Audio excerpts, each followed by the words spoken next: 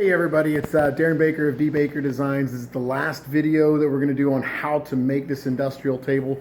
But before I get into showing you some of the last steps, check it out a little bit further. There will be a couple more follow-up videos on this, on some of the cool things that we're going to do to the table after it's all built.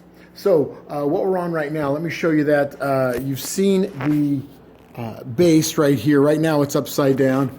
I'll show that to you. Don't mind the background there, my messy shop. What we're going to do with this is we're just going to put a clear coat, just a simple clear coat to keep it from rusting, to protect it.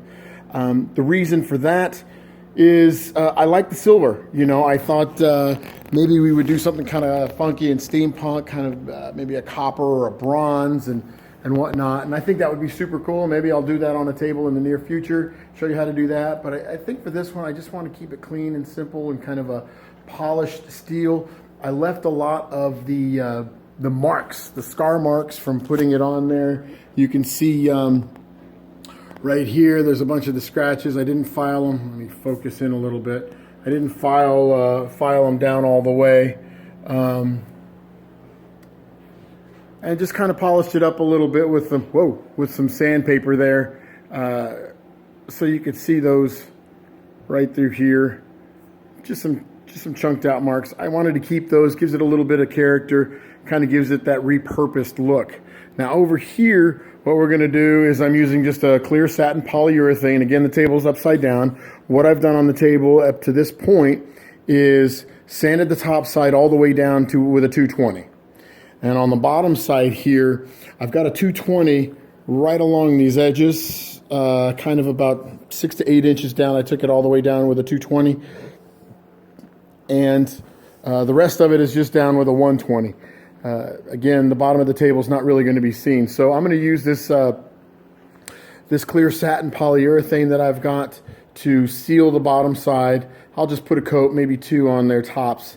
Then I'll flip it over and I'll get a nice good 3, probably 4 coats of the polyurethane on the top side once it's attached to the base.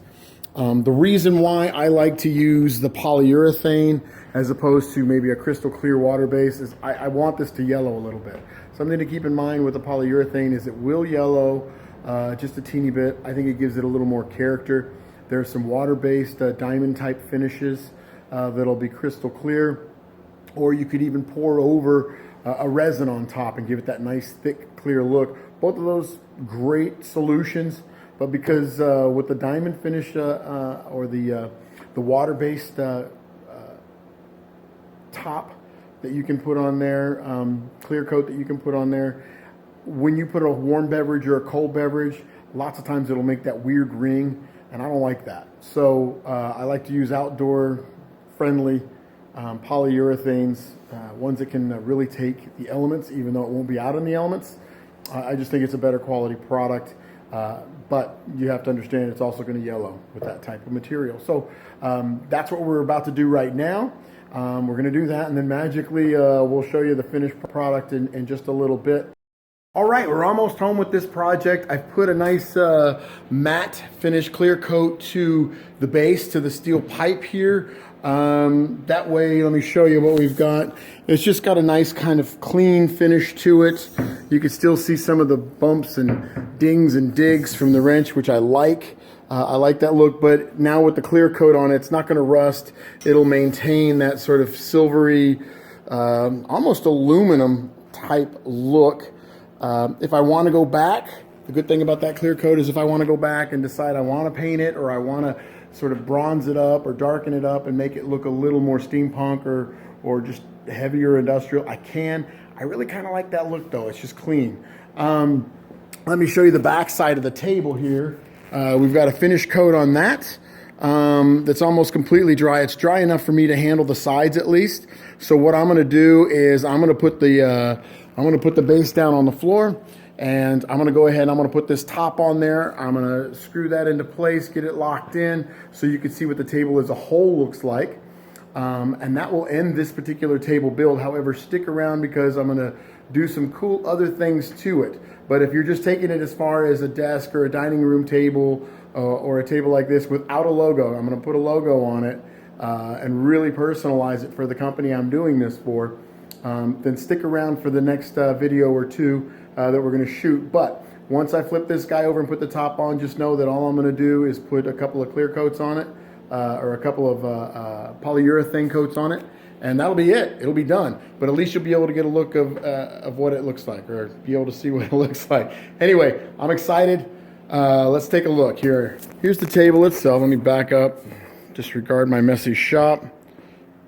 That's the table. Kind of circle around it a little bit. There's the sides.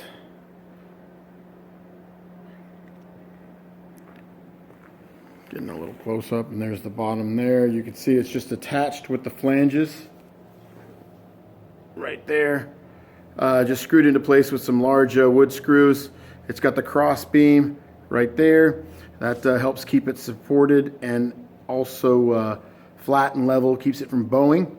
The table, as far as height is concerned, ended up being 31 inches, which is about 1 inch taller than what I really wanted, but I'm okay with it. I'll live with it. I'm happy with it, and the client will be too. You can see the edges. So once it has the urethane on it, it takes more of a golden kind of color, dark brown color. Everything gets a little more rich, a little more lush. So again, it's 31 inches. I was hoping between 30 and 31, but it's right at 31. It measures across to be 46, and I decided not to cut off as much material from the ends. Originally, I think I had 7 feet that I had planned on doing it. I decided to make it as close to 8 as I could. So it is 94 inches. So 2 inches shy of 8 feet in length, 2 inches shy of 4 feet in width. It's got that nice bow to it. So this is pretty much the finished table. Now again, I've got another video that's going to show you the final application that I do to the top. If you don't want to stick around for that, fine, but I think it'll be well worth it. I think you should.